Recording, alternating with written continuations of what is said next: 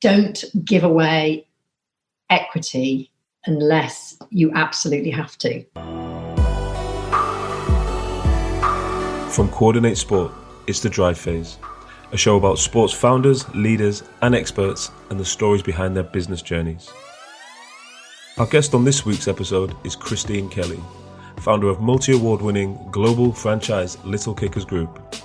Christine and her inspirational business journey shows us just what is possible in the pursuit of success and the elusive work-life balance, guiding us through her transition from a successful corporate career to seeing a gap in the market and experiencing explosive growth, to then launching and scaling Little Kickers into the global brand it is today, with franchises in 6 continents. We dive into the legal challenges of scaling across the world and what tactics and systems she uses to stay at her best to effectively lead the company. Such a compelling interview and story with some real valuable takeaways we can all learn from. So sit back and enjoy.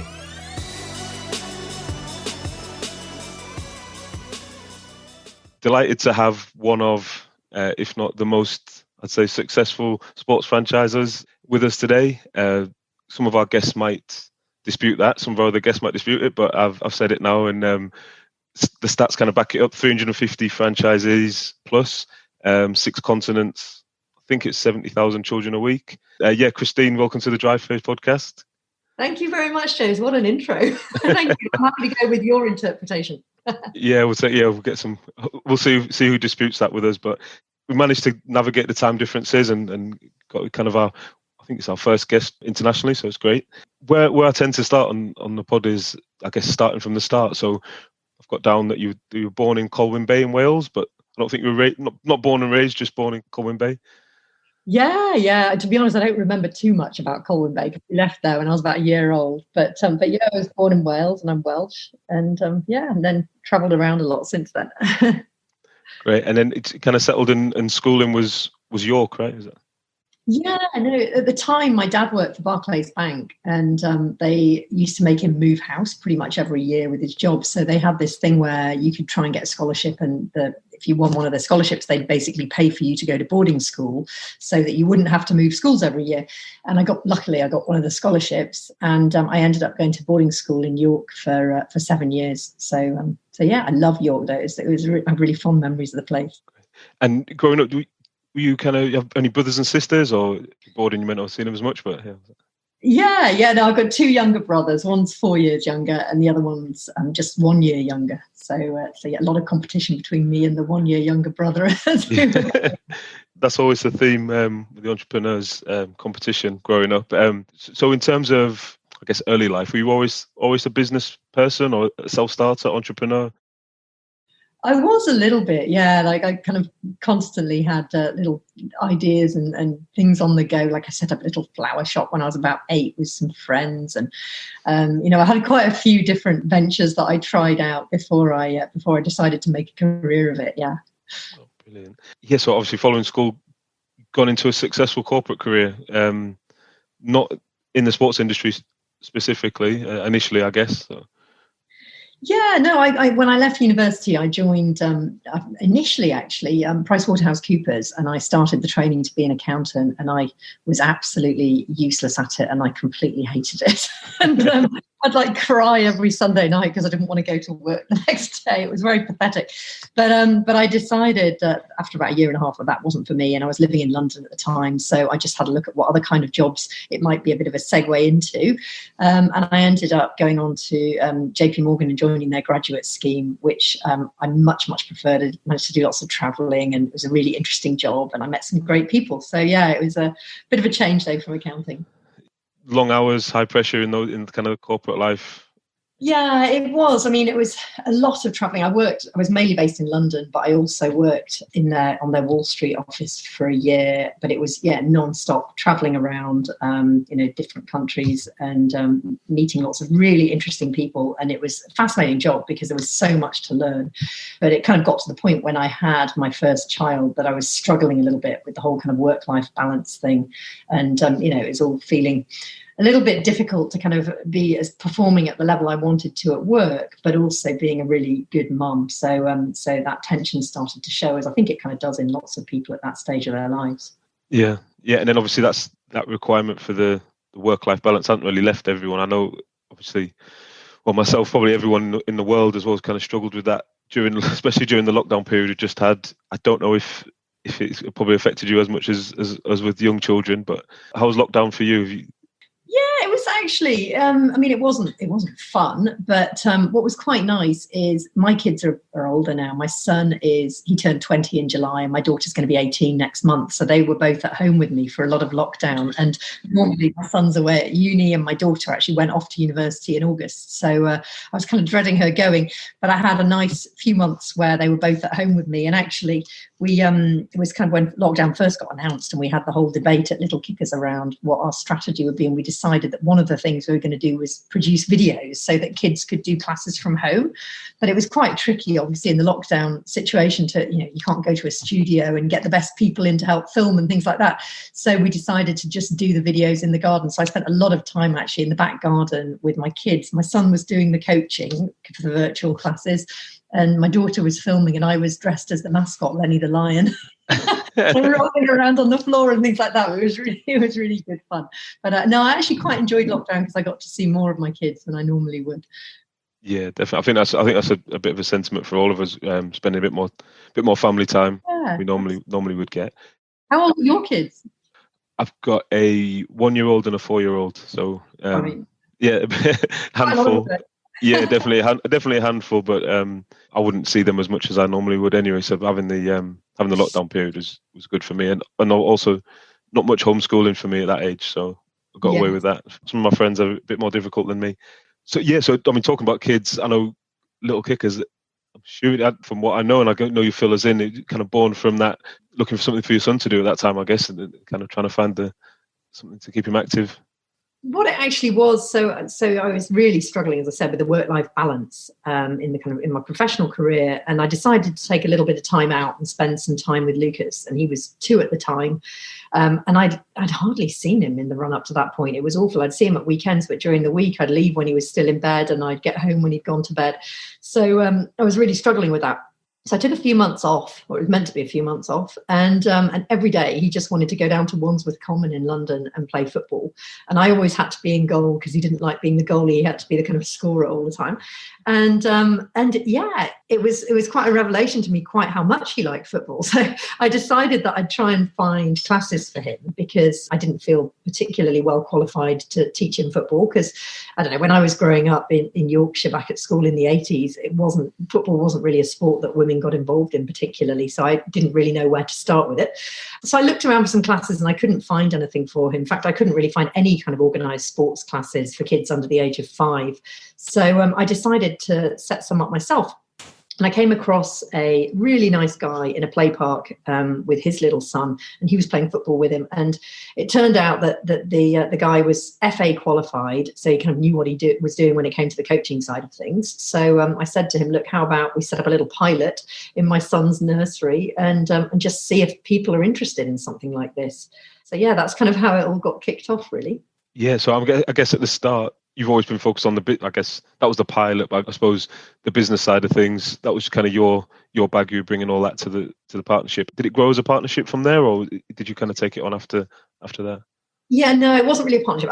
I employed him to coach for a couple of hours because I wasn't even sure if it would work. And as it was quite high level stuff. We were like trying to get the 2-year-olds to do grid work and things like that, which was a bit advanced for them. Straight over their heads a little bit. Yeah, exactly. So, but I could see that there was demand for what we were doing. It actually got oversubscribed by about 400%, that pilot. And obviously I took all the contact details of the parents and afterwards said, look, if I kind of tailor this and make it a little bit more toddler specific, would you be interested in signing your child up for a 12-week course?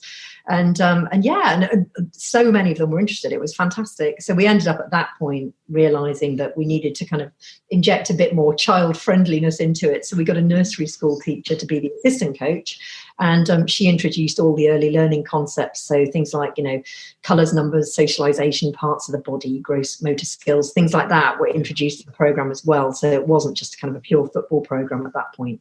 Great. So this is like 2002, 2003, is it? Yeah, it was 2003 that really the business kind of started to gain a bit of traction. And at that point, I decided to try and actually not go back to banking, but to carry on doing Little Kickers. And I set up about 35 classes a week across London that year. So by that point, I'd kind of realised that obviously people quite liked the concept and what we were doing. Yeah, I was going to say, like, you said that like it was a really simple thing. I just set up 35 classes across London. I'm kind of trying to imagine, like, say 2003, 2004. You've got this, like, explosive growth, 400% oversubscribed all your sessions, and I'm kind of picturing you running around scrambling to try and find venues or look for stuff. Is that how it was at the time, or how did it feel at that period when it was growing so quickly? It was exactly like that. I mean, I set up the business with I think it cost me about £300 to kind of, put together, to register the domains and do all the kind of basic stuff I needed to set the business up. And then it kind of self-funded from there on in. I didn't really have too much money at that point in time to throw into the business. And so I did everything myself, really, and I had 2 business partners at that point, actually.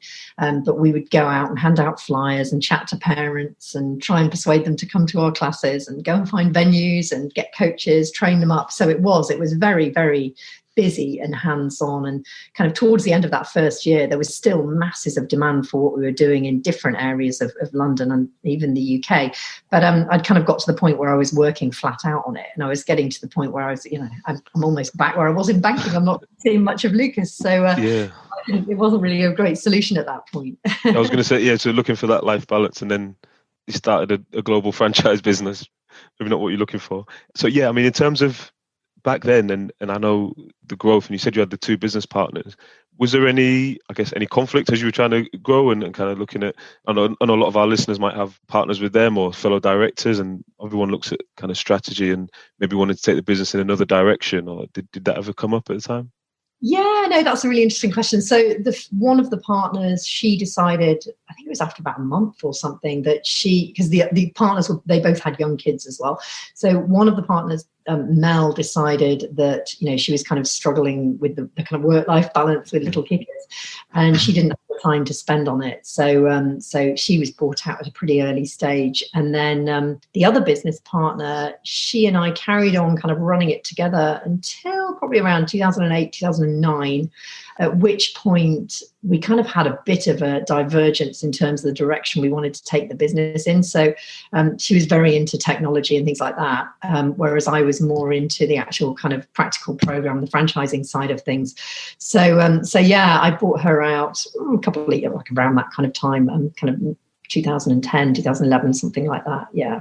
Okay, cool. And just thinking back to when you were obviously day-to-day in the business now, but when you were more kind of a bit more hands-on rather than at the strategic level, what were kind of the main recurring challenges? And I think most of our listeners might, hopefully they'll resonate with what they're going through at the moment, or what they're finding. Yeah, I mean, I think for most businesses, it seems like, having chatted to a lot of fellow entrepreneurs, I think the biggest challenge is the people. So it's getting the right people in place, people you can trust and who will do a good job. And it was, a constant theme on, the school run with my kids, that because it coincided with classes starting in other parts of the UK, a constant theme that I'd get rung up and by one of the coaches to say, oh, the other coach hasn't shown up. And I'd have to pull the car over, try and keep the kids quiet, and ring all the parents on the list for that class to tell them that the class was cancelled. So it was kind of juggling the logistics around managing people. That was very kind of tricky. I think also the finance side of it, even though I was from a kind of accounting and banking background, that was hard because I didn't want to go out and take out debt, and it was kind of a very finely tuned operation to try and keep growing on this shoestring budget that we had. I think as a business, it made us have quite, a frugal way of doing things, which, over time has really benefited us, I think, and has meant that we've been able to expand quite quickly, because we haven't really spent vast amounts of money on things that aren't strictly necessary for the business.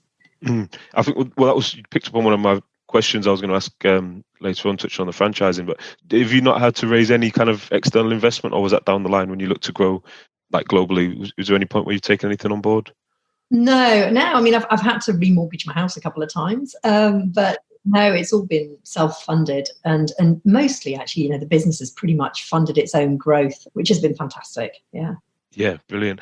So yeah, I mean, in terms of growth through franchising, talking before we started off the recording was just around some of our previous guests and that kind of dilemma whether to go with franchising or whether or not to. And obviously, you've been so successful. I'm really interested to hear your thoughts on that, and I know our listeners would be as well.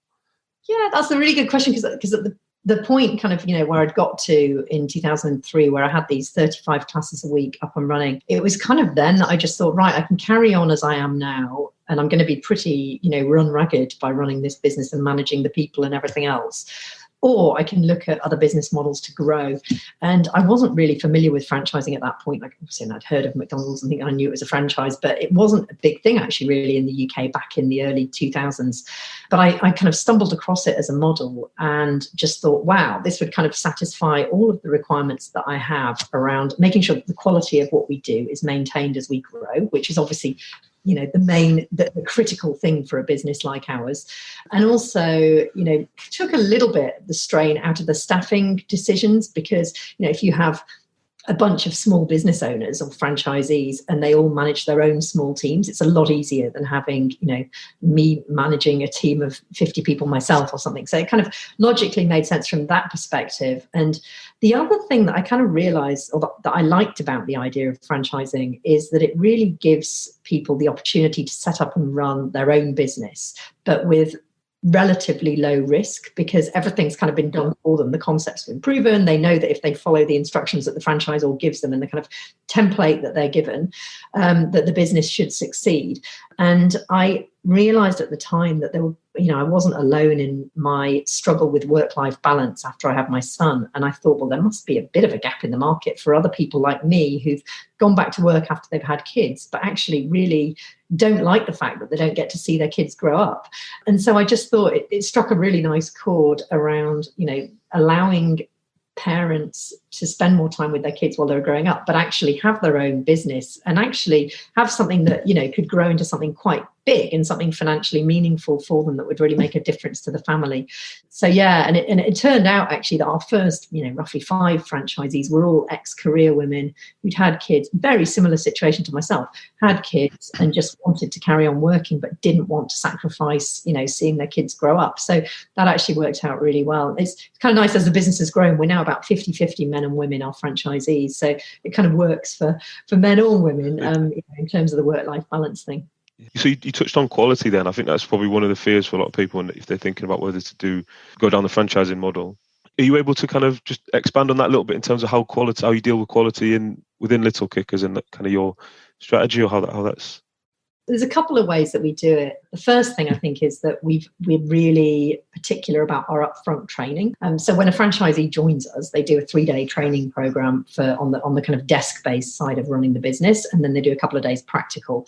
But the desk-based side of running the business, we really, over the years, have kind of, our plan is to try and make it, or what we try to do is try and make that as comprehensive as we possibly can. So there's an enormous manual that goes with it. But the idea is that if you train the franchisees really well up front, then in theory, less time needs to go into supporting them further down the line, and the support process can be a bit more pleasant, kind of, without having to just go through operational stuff every time. You can actually have a relationship with your franchisees.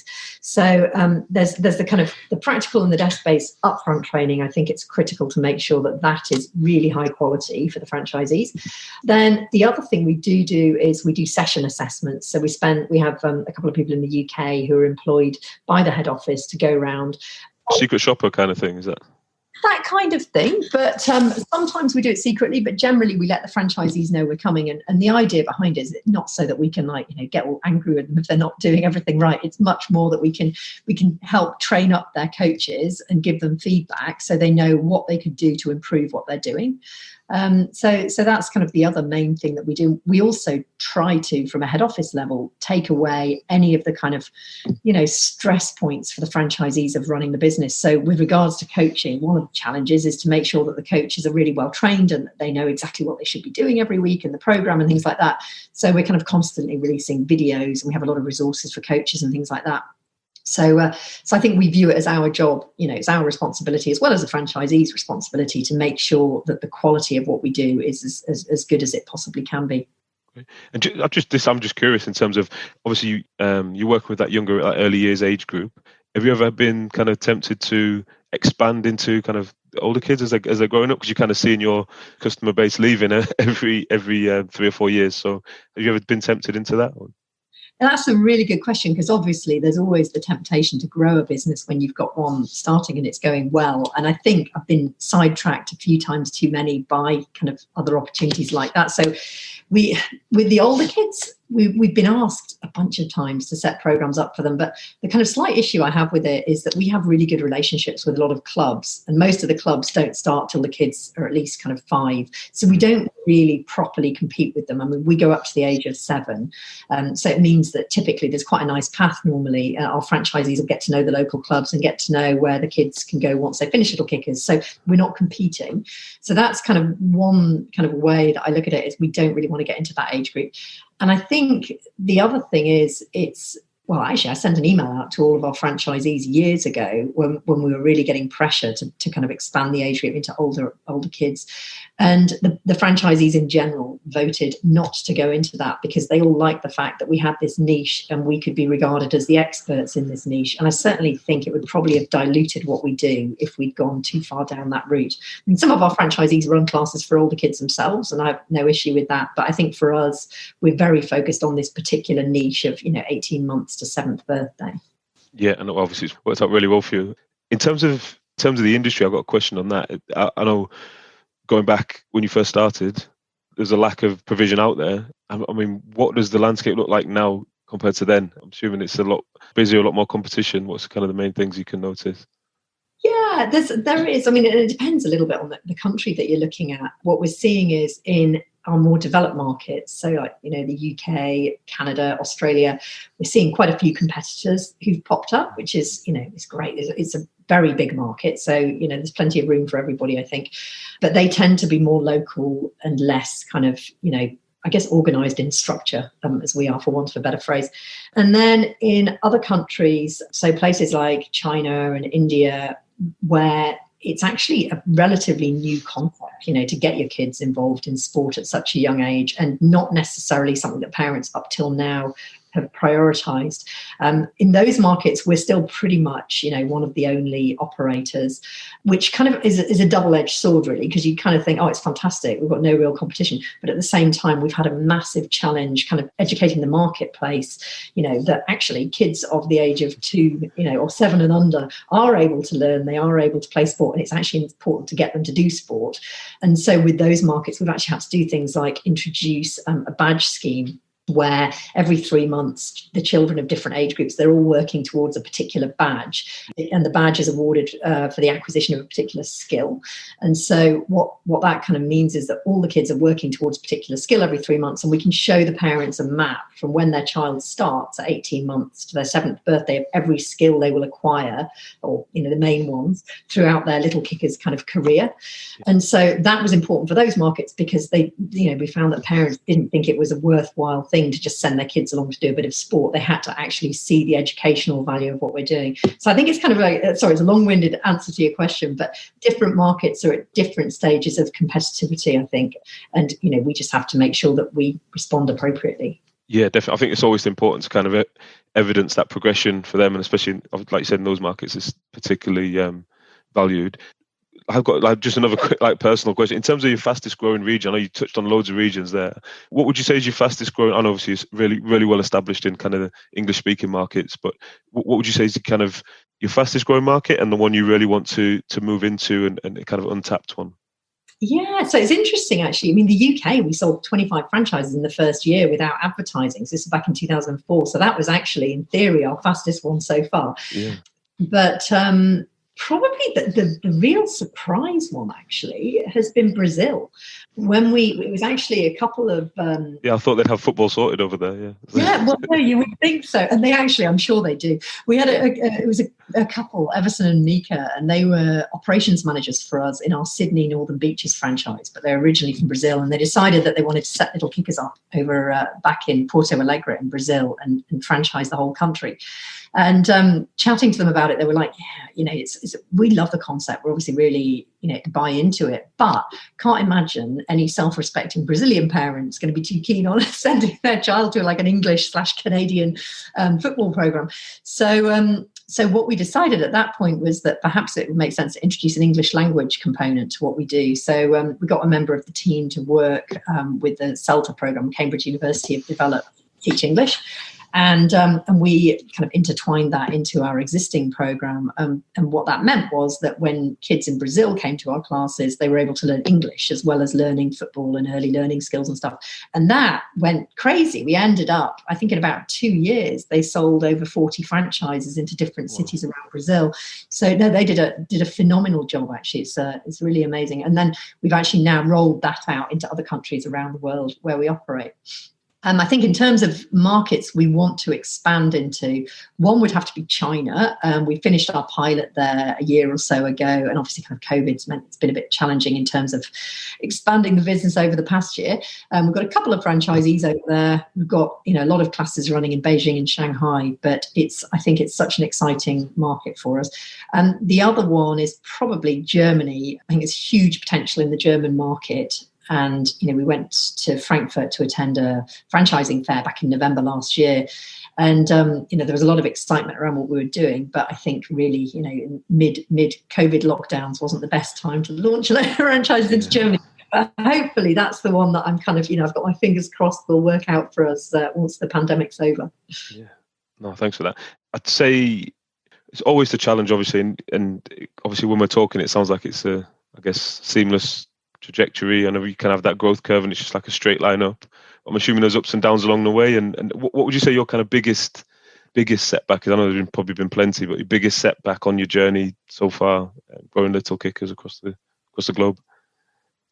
I think the thing that's caused us the biggest challenges probably is legal requirements. So every country has different requirements for franchising, and we have a standard franchise agreement that forms the basis of all of our agreements.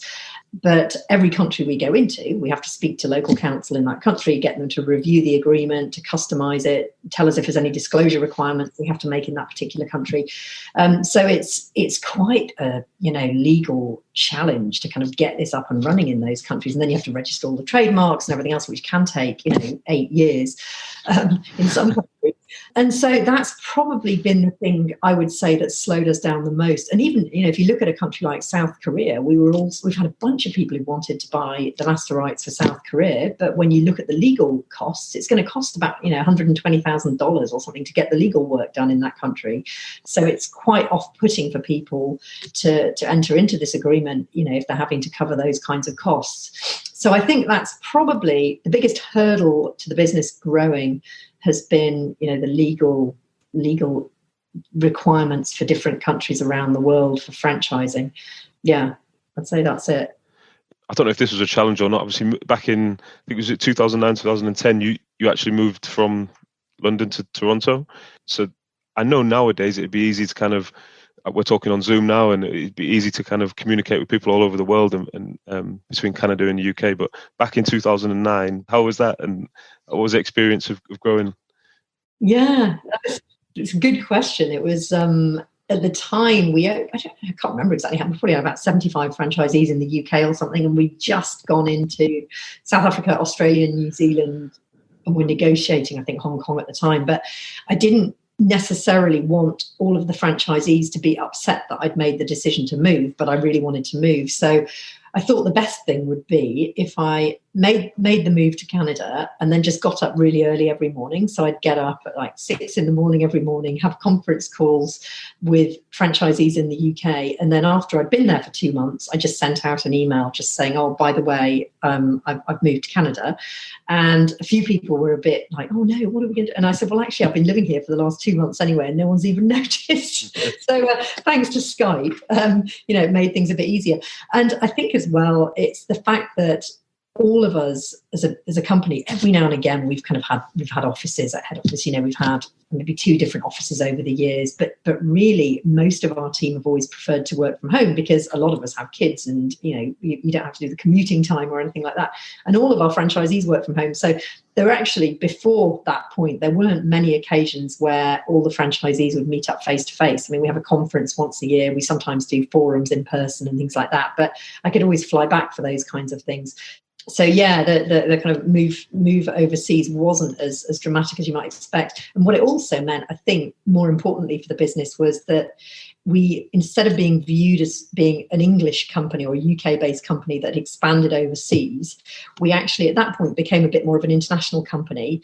And we had a small team of us in Canada, a small team in the UK, but we were able to support people for an extra 5 hours every day. So it meant it was much easier to support kind of all these different countries around the world, because we were, the head office teams had a 5-hour kind of extra window that we wouldn't have had if we were all UK-based. Yeah, definitely. So you basically been preparing for this period of time, setting up all the remote teams all those years, and it hasn't really affected you too much in terms of sending everyone home to work from home. No, I mean, everyone works from home. Anyway, for me, it's been a bit annoying because suddenly my house has got loads of people in it, like the kids working from home and everything else. It's really noisy here, whereas normally, pre-pandemic, it was really quiet. So would you classify Little Kickers as a Canadian company or a British company now? How's obviously global, but what's your what would you call your head office? You know what? It's a mixture, I would say. I mean, there's more people from our head office team in the UK. There's only a couple of us based in Canada now. It did go through a phase, though, for a while when I first moved here, where we hired more people in Canada. I think we're a real mixture. Like, I don't know, back in 2013, I took on Canadian citizenship, but now I'm kind of joint British Canadian. And I think my kids going off to university this year has meant that actually, I'm now free to spend time a bit more where I want to. So I have to be in Canada every summer when the kids come home. But to be honest, I don't know if you've ever been to Canada in the winter, but I'm going to be out of here back in the UK in the winter as I can. So I think we're a real mixture when it comes to that as a company, a real mixture of British and Canadian. When you obviously started franchising, etc., did you have the vision, like the grand vision of the global franchise, and you were going to say, right, we're franchising, we're going to sell the master territories and go down that route, or was it organic? Did it just grow like that because of demand, or did you have that vision setting out? I mean, I think if I didn't think it had the potential to turn into a really kind of big business, I probably would have not been that interested in doing it. I probably would have just kind of moved on and done something different, because I always wanted to have something that was kind of, that leaves a bit of a mark and that's a bit meaningful. But, I'd be a complete liar if I said, back in 2002 that I knew that the business was going to grow to the extent that it has. I think it's just really happened organically. And even kind of looking at the international growth, it was people contacting us asking if they could buy franchises overseas that made us really get into that. And so I think there wasn't really, I wanted to have something big and meaningful, but I think it's just been, the opportunities have presented themselves, and I've quite happily taken those opportunities if they've made sense for the business. Yeah, definitely. And obviously multi-award winning as well, along with the growth that you've had. And I know this year you kind of, I guess this is the biggest award to date. So the Global Franchise of the Year 2020, probably it's going to be remembered this year anyway, but you're going to remember this year, but for the award must mean a lot to you to reach those heights. Yeah, I mean, it was amazing. We didn't really think we'd be in with a chance to win it, to be honest. But I got kind of notified in advance that we might be in with a chance, so we decided to take the whole team to Orlando for the awards ceremony. And that was going to be one of my questions. I didn't know whether you'd missed out on a party or not, whether it was during lockdown it was announced on it. It was just before lockdown, so it's kind of end of February. So we were all a bit nervous about flying, but we were like, well, Orlando's Orlando, let's give it a go. We all flew over there and had 4 days doing the kind of Disneyland and all that kind of stuff. It was great fun and just a big kind of team bonding session, which was fantastic. And then we'd managed to keep it secret from the team, even though it had been like accidentally announced in advance on our social media. I discovered that 7 a.m. on the day of the awards, so I managed to get that removed before anyone saw it. But luckily, the team didn't know, so it was a real surprise on the night, and we were absolutely thrilled. It was such an honour when we were looking at the kind of companies that we were up against. It was a real surprise, but a real, just an amazing honour. It was one of the highlights. all of the achievements you've had over the years, and obviously you still have you kind of developed any philosophies or theories and ways of doing things that you kind of stick to and kind of yours, or have you taken them on from elsewhere? I think as a company, there's a few things that we've done. So one of the things that we recognized quite early on was that so many of the really good ideas that drive our business forward and that make us a bit kind of innovative and different, I think, they come from our franchisees, because the franchisees every day are dealing with customers. They're seeing what the competitors are doing in the market. They're seeing what, people want in the market, the way it's evolving. So we've made a massive effort always to kind of have that really good two-way communication with the franchisees and to get intel from them as to how they think we should be developing the business and things we can do to make their lives easier. So in terms of kind of operational processes and things like that. So I think that's one of the things, is the communication. And kind of leading on from that, back in 2013, we adopted this methodology called EOS, which is the Entrepreneurial Operating System. And it's a framework that you use as a business, which means that you communicate better, you're kind of better organized. Everyone on your team knows exactly what the overall objectives of the business are, how to work towards those, what you need to be doing every quarter in order to achieve those objectives. And that's been phenomenal for just keeping us very much focused and very much on track. And earlier, when you were asking about different age groups and things, we had, dalliances with other products like rugby and dance and things like that. And we kind of quite often get approached by organizations wanting us to do other sports. EOS taught us that actually, find your niche, stick to your niche and become really good at that one thing and grow it as kind of wide as you can. So we have EOS to credit for that too. But that system has been absolutely brilliant for our business. And I think that's probably about it in terms of kind of business systems and processes. On a personal level, I've found it really useful over the last kind of 10 years or so since I moved to Canada. I've been involved in quite a lot of business forums. So I meet up with other entrepreneurs, every month. And we talk about the challenges we're facing with our businesses, what we want to do next, how we want to grow, we kind of hold each other accountable for things.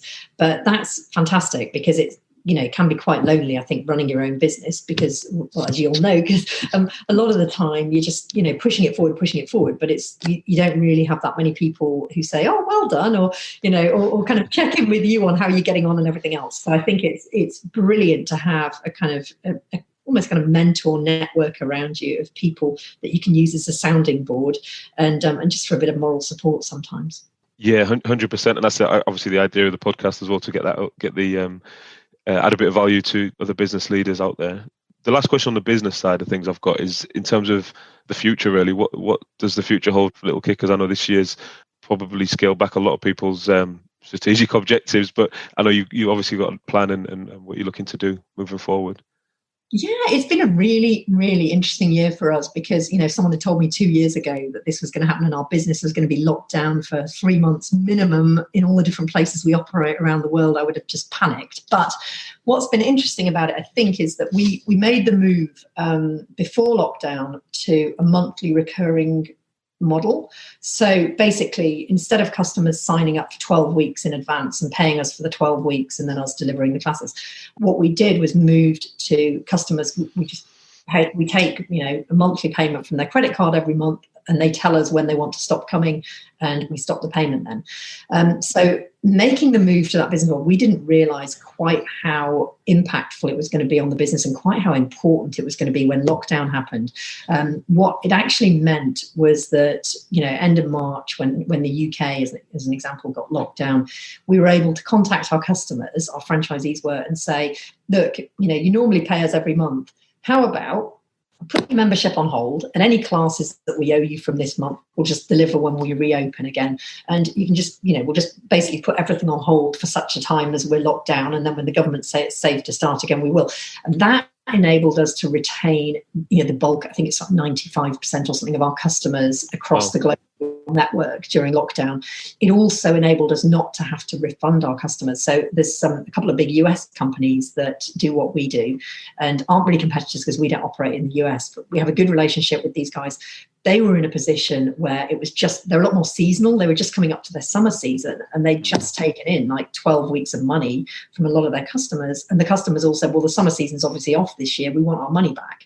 The other thing that we're really looking at is social responsibility. So it was meant to be kicked off in June this year, but unfortunately, because of the pandemic, we couldn't. But all of our uniforms at the moment, that every child who starts our classes gets a free uniform. They're all made out of 100% polyester, and they're packaged in single-use plastic bags, which is obviously really bad for the environment. So we had a franchisee conference at Old Trafford last October, and the franchisees said, this is the big thing we want you to change. We want this to be environmentally friendly. So we found a supplier who basically they can harvest ocean plastics. They take plastic bottles out of the ocean. They can turn the bottles into fabric and make football strips out of them. And it's crazy because I got sent samples because I was really skeptical as to, whether they'd feel like plastic bottles. But they're amazing. They feel just like the other uniforms. So we're meant to be moving to that in June of this year, just gone. But obviously there's a slight increase in price for that. And we didn't want to increase any prices at all during kind of the pandemic with all the kind of uncertainty and everything. We didn't want to pass any of that on to our customers. But the idea is as soon as we can, and with a bit more, the pandemic's over with, we're going to be moving to those. And then once children have finished with those uniforms, they'll be able to hand them back to the local franchisee, and they'll get like a little wristband or something to thank them for that. And then the uniforms will be recycled, and we'll get volunteer coaches from the Little Kickers Network to take them down to one of 6 orphanages in South Africa, deliver the uniforms together with balls, goals, all the other kit and equipment that's needed. And the coaches will train up local people on the ground as to how to run our programs. So that's kind of the big eco initiative that we're trying to kick off at the moment. And we're quite keen to find some kind of corporate partnership that we can enter into, because obviously it's kind of pretty big project for us to do on our own. But yeah, so we're looking for that at the moment. And we've actually been doing a similar thing in Malawi for the last few years, but not with recycled uniforms. We've been sending coaches to a preschool down there for the last 3 years or so. So we know that we have people who are interested in doing it. We know it works, and we've kind of tested it a bit. It's just actually kind of, getting together the funds to move to this particular model. So that's one of the other really big things that we're planning on focusing in the future. Yeah, so just kind of getting that multiple impact, I guess. You've got impacting the children on the programs, and then with the CSR doing that to the wider community. Yeah, love that. Just to finish off, and normally ask a couple of questions off more personal, I guess, but this is more around yourself. So in terms of, do you have a daily routine that you go through that's kind of things that you focus on for improving your performance in business, and any habits you've developed over the years? I think actually it's probably the opposite of most people's daily business routines, insofar as I try and make sure I always have time to actually go and walk the dog, decompress. I live about 5 houses up from the beach in Toronto, so I'm out there every morning and every afternoon with my dog. But it's just giving myself time to decompress and to think about things rather than just rushing from one thing to the next. And when I kind of think back to the beginning, the first 10, 15 years of Little Kickers, I was running around like crazy, just trying to keep all these balls in the air. And now I've been really lucky insofar as, about 3 years ago, we hired a CEO, Alan Kennedy, who's been fantastic. And he takes so much of the kind of stress of the day-to-day running of the business away from me. And I don't know if I could have kind of sustained the work level I had before much longer. So I think for me, one of the main things is just making sure I have that time for myself, and that I think you probably have some of your best ideas, I think, when your mind's not focusing on working all the time, but when you kind of free it up and you're out in nature and things like that. Yeah, definitely give you some time to get some perspective as well, I suppose, every day. And yeah, my last one, I think you maybe kind of touched on it, but if you could go back to the time when you started the business, and you could go back there and speak to yourself, what would you tell yourself if you could kind of travel back in time and give yourself one message at that time? I think it would be, don't give away equity unless you absolutely have to. So I've had a couple of instances over the years where, a couple of times I've had to remortgage my house. It's been kind of buying back equity in the business. And the crazy thing is, when you chat to your team about equity and things, most people actually aren't that interested in equity anyway. They'd rather get a bigger bonus or something like that. So people don't really value equity, but then when you actually need to buy it back, it can be really, really challenging, particularly if you've kind of slogged away at growing the business and really increased the value of the business. So I think I guess, don't give away your business too lightly, because when you start it and it's not really worth anything, it's easy to just say, oh, well, I'll just give this person 30% of this, but, and actually you don't know what it's going to grow into, and why are you starting a business unless you think it's going to turn into something really fantastic and really big. And I think that would probably be the message I'd give to my earlier self, is that actually this is going to work. Have faith and don't give away all your equity. Oh, brilliant. I love that. And thanks so much for your time today, giving up an hour or so to speak to us. And if there's anything our listeners, we're going to have the show notes written up. So any of the things you've mentioned, especially the EOS system, are quite interesting. So we might try and link that into the notes and stuff if anyone's interested in getting hold of that. And if anyone does want to get in touch with you, I'm assuming not all the territories are gone. So you might want to reach out. Yeah, it's just Christine with the CH and then the @ symbol and then littlekickers.co.uk. Fantastic. So, once again, Christine, thanks very much for your time. Thank you for listening to this week's show. You can subscribe anywhere you get your podcasts. If you'd like to get in touch with us, you can write to us at dryphase.podcast@coordinate.cloud, tweet us @coordinatesport, or follow us on Instagram @coordinate_sports, or on my account @James_Ventures. This episode was produced by Nancy Kwamboka, with support from Claire Goodchild and Lola Small, with special thanks to Rochelle. I'm James Moore, and you've been listening to The Drive Phase from Coordinate Sport.